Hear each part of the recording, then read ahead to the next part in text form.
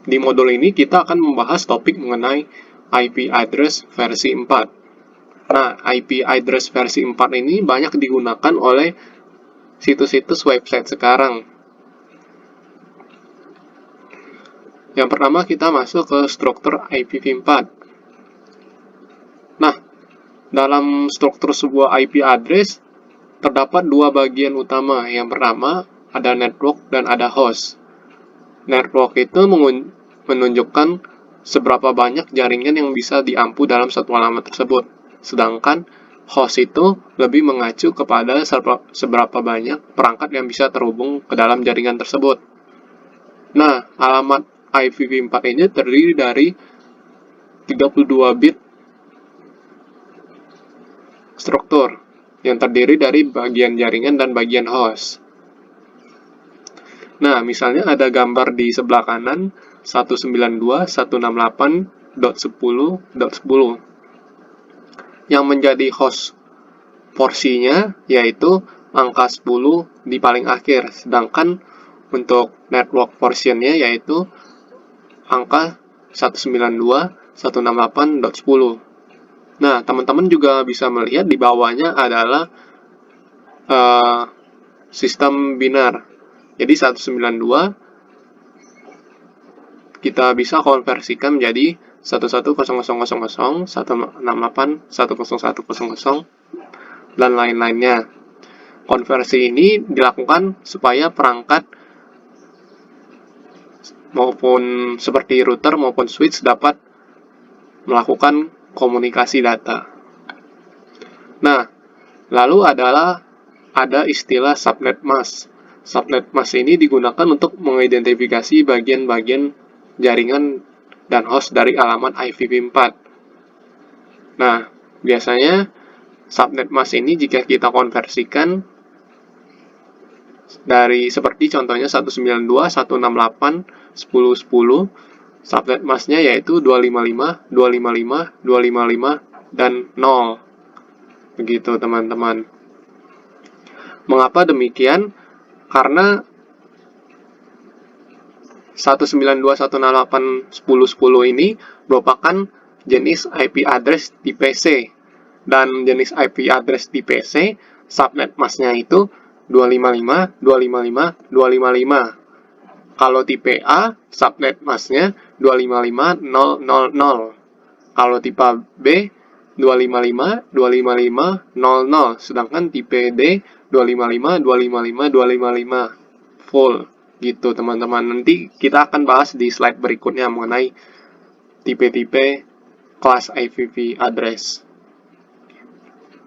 Nah, ada istilah prefix. Prefix itu digunakan untuk mengidentifikasi alamat dari suatu subnet mask. Prefix ini biasanya dinotasikan dalam bentuk slash atau garis miring. Misalnya ada subnet mask 255.0.0.0. Ini berarti IPv address-nya kelas A. Nah, panjang prefixnya yaitu 8/8. Kenapa /8? Karena 255.0.0 jika kita konversikan ke dalam alamat 32 bit atau kita konversikan ke dalam bentuk binar, maka hasilnya adalah 1111180. Satunya ada 8.0.0.0. Nah, /8-nya kita hitung dari satu pertamanya. 1, 2, 3, 4, 5, 6, 7, 8. Dengan begitu, subnet mask 25000 mempunyai panjang prefix /8. Lalu ada 255.255.0.0. Ini kelas B IP address-nya. Lalu, jika kita konversikan ke dalam bentuk binar, maka kita mendapat angka 1 sebanyak 16. Nah, dengan begitu panjang prefixnya 16. Begitupun dengan subnet mask lainnya, seperti 255.255.255.0 maupun .128. Ini semua kelasnya tipe C, gitu teman-teman. Nah, biasanya ada alamat address khusus bagi IPv4. Yang pertama itu alamat loopback. Nah, biasanya teman-teman jika mengembangkan proyek dalam bentuk website, pasti sering menggunakan server Apache atau jenis lainnya. Nah, biasanya untuk mengetes aplikasi kita itu akan diuji pada sistem localhost. Nah, localhost ini memiliki alamat default, yaitu alamat loopback. Alamat loopback ini yaitu 127.0.0.0 biasanya, begitu. Alamat ini juga digunakan pada host untuk menguji apakah protokol TCP/IP berjalan dengan operasional. Lalu yang kedua ada alamat local link atau link lokal. Alamat ini biasanya mempunyai nomor 169.254.00/16. Nah, biasanya alamat link lokal ini dikenal sebagai alamat pengalamatan IP pribadi otomatis atau alamat yang ditugaskan untuk tujuan tertentu. Dan biasanya juga pada perangkat kita di Windows digunakan sebagai DHCP untuk mengkonfigurasi sendiri ketika tidak ada server DHCP yang tersedia. Begitu teman-teman. Namun yang sering digunakan biasanya yaitu alamat loopback ini sendiri. Nah, lalu siapa sih yang menentukan pengalamatan IP address di masing-masing negara? Nah, ada sebuah organisasi yang bernama Internet Assigned Number Authority atau IANA. Nah, tugasnya yaitu mengelola dan mengalokasikan blok alamat IPv4 dan IPv6 ke dalam 5 regional atau 5 benua. Nah, si RIR atau Regional Internet Registries ini bertanggung jawab untuk mengalokasikan alamat IP tersebut ke ISP yang berada di negara. Contohnya kalau di Asia itu adalah APNIC. Nah, APNIC ini bertugas untuk mengalokasikan IPv4 atau IPv6 misalnya ke Indonesia. Maka dia akan memanajemennya dan bekerja sama dengan pihak Telkom Indonesia begitu dalam menyediakan IP address di masing-masing negara. Begitupun dengan benua-benua lainnya seperti Afrika ada AFRICNIC, Rusia ke atas ada RIPE atau NCC, lalu Amerika Selatan ada LACNIC dan Amerika Utara ada ARIN. Nah, kita masuk ke bagian 2, unicast, broadcast, dan multicast. Nah, sebelumnya pernah dijelaskan mengenai istilah unicast, broadcast, dan multicast. Nah, hal ini biasanya digunakan untuk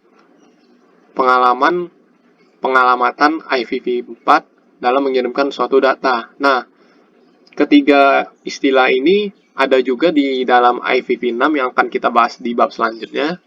Nah, kita bahas dulu yang IPv4 unicast. Nah, seperti yang sudah dijelaskan, unicast ini akan mengirimkan paket dari satu sumber ke satu tujuan saja. Contohnya, di sini si PC pertama dengan IP 172.16.41 akan mengirimkan data pada perangkat printer 172.16.4.253/24. Nah, ini dinamakan teknik pengiriman data unicast. Nah, lalu ada multicast. Sesuai namanya, multicast ini akan mengirimkan data atau pesan ke beberapa perangkat saja, namun tidak seluruhnya. Nah, contohnya di sini PC1 dengan IP 172.16.4.1/24 akan mengirimkan informasi ke switch. Switch ini akan menurunkan informasinya tersebut ke dua tujuan perangkat yang ada dalam satu jaringan, yaitu perangkat 172.16.43 dan perangkat 172.16.44. Lalu ada broadcast. Sesuai namanya, broadcast ini akan mengirimkan data dari satu tujuan ke tujuan lainnya atau ke seluruh perangkat yang terdata di dalam jaringan. Nah, ini gambarnya terbalik ya teman-teman. Jadi harusnya ini dulu baru ini. Jadi misalnya PC 1.172.16.41/24 akan mengirimkan informasi atau broadcast ke semua jaringan. Nah, si switch ini akan meneruskan semua paket data tersebut ke semua perangkat yang ada, kecuali perangkat si sumber pengirim. Begitu teman-teman. Bagian ketiga kita baru masuk ke tipe IPv4. Nah, di sini baru kita akan membahas jenis-jenis atau kelas-kelas dari IPv4 address. Nah, yang pertama itu kelas A. Kelas A itu banyak digunakan untuk jaringan berskala besar. Nah, range IP-nya dimulai dari 1.0.0.0 hingga 126.255.255.255. Nah, jumlah jangkauannya mampu membentuk 126 jaringan. Dengan setiap jaringan mampu menampung 16.700.000 host.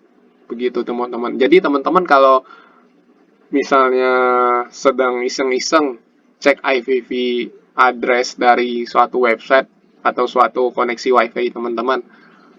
Contohnya kita mau mendapatkan alamat 1001 atau 102561. Nah, itu termasuk range IP kelas A. Dan berarti IP ini termasuk digunakan untuk jaringan berskala besar. Biasanya ini ditemukan di institusi pendidikan yang memakai IP skala besar. Nah, lalu ada IP kelas B. IP ini digunakan untuk jaringan berskala menengah. Range-nya dimulai dari 128.0.0 hingga 191.255.255.255. Jumlah jangkauannya membentuk 16.384 buah jaringan, di mana setiap jaringan mampu menampung hingga 65.534 host atau perangkat. Nah, begitu teman-teman. Jadi, kalau teman-teman mengecek IP yang terhubung ke perangkat kita, sekitar range-nya 128 hingga 191. Nah, itu berarti IPv-nya yaitu kelas B. Nah, kita masuk ke IPv yang kelas C. Kelas C ini banyak kita temui pada jaringan skala kecil. Nah, biasanya teman-teman kalau menggunakan internet dari Telkom, Speedy, IndiHome, biasanya teman-teman bakal dapat IP kelas C. IP-nya ini dimulai dari range 192.00.0 hingga 223.255.255. Jumlah jangkauannya dapat membentuk 2.097.152 jaringan, di mana setiap jaringan mampu menampung hingga 254 perangkat. Nah, lalu ada IP kelas D dan E. Nah, IP kelas D dan E ini biasanya hanya digunakan untuk tujuan-tujuan tertentu. Misalnya, kelas D hanya digunakan sebagai alamat IP multicast, sehingga jarang digunakan untuk IP public semacamnya. Dan kelas E hanya disediakan sebagai alamat IP eksperimental atau percobaan. Gitu, teman-teman. Sehingga di kehidupan umum kita jarang banget menemui IP kelas D dan kelas E ini. Nah, bagian 4 subnetting. Nah, subnetting ini digunakan untuk mengetahui jumlah host dan jumlah jaringan yang bisa ditampung oleh sebuah alamat. Nah, biasanya subnetting ini dilakukan dengan batas oktet /8, /16, dan /24. Semakin besar subnet, maka host yang tersedia semakin berkurang. Begitu, teman-teman. Jadi, misalnya ada tabel di bawah nih, /8, /16, /24. Nah, dari /8 ke 24 ini, kan subnetnya semakin bertambah ya. Nah, begitupun sebaliknya, jumlah hostnya akan semakin berkurang, teman-teman. Gitu. Nah, langsung saja kita masuk ke contohnya. Misalnya ada alamat IP 10.0.0.0/8. Kita akan melakukan subnetting ke dalam /16 dan /24. Caranya gimana teman-teman? Caranya gampang.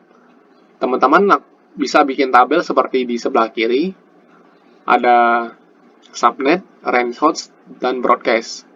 Teman-teman tinggal ganti. Tadi kan 10.00.0/8.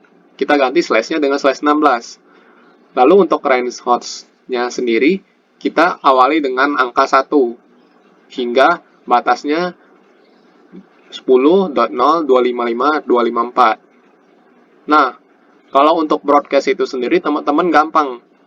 Pokoknya broadcast itu semuanya 255 angkanya, nggak ada 254 atau 253. Jadi broadcast itu semuanya 255. Gitu teman-teman.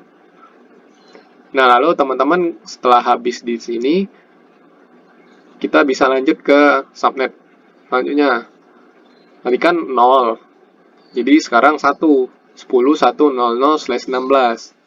Range-nya dari 10.0101 hingga 10.1255254. Nah, teman-teman perlu tahu untuk range host ini dibatasi oleh masing-masing subnetnya. Misalnya tadi kan di awal 0. Berarti batasnya di sini 0.255.254. Kalau 1, batas range-nya yaitu 1.255.254. Begitu seterusnya teman-teman. Hingga jumlah subnetnya mencapai 256. Seperti yang ada pada tabel ini. Ya. Itu teman-teman.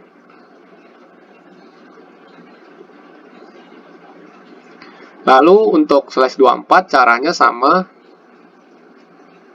seperti di sebelahnya, yaitu /16. 10.00.008 kita ganti slashnya dengan /24. Lalu kita hitung range host-nya dari 0.1 hingga 0.255.254. Nah, caranya sama. Kita di subnet selanjutnya menambahkan angka 1, teman-teman, gitu. Hingga seterusnya. Ya, seperti itu, teman-teman. Nah, ini jika teman-teman ingin melakukan subnetting selain dengan /24, teman-teman bisa melakukan subnetting dengan /25, /26, /27, dan /30. Tentunya jumlah hostnya akan semakin kecil seiring bertambahnya subnet prefix dari subnet itu sendiri. Nah, cara mendapatkan subnetnya 2 dan hostnya 126 gimana sih, teman-teman? Nah, kita tahu kan bilangan biner itu ada 8. Nah, teman-teman hitung /25 berarti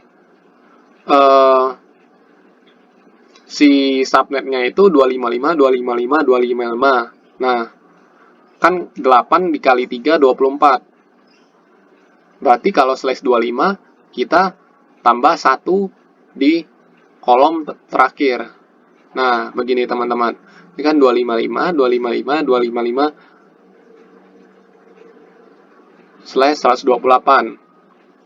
Nah, ini kan untuk /25 berarti ditambah 1. Nah, 1 ini kita hitung dengan 2 pangkat 1. 2 pangkat 1, 2. Berarti jumlah subnetnya 2. Sedangkan untuk hostnya sendiri kita hitung secara kebalikan. Di sini kita hitung mundur dari 2 pangkat 7. 2 pangkat 7 dikurang 2. Karena rumus untuk host itu sendiri 2 pangkat n dikurang 2.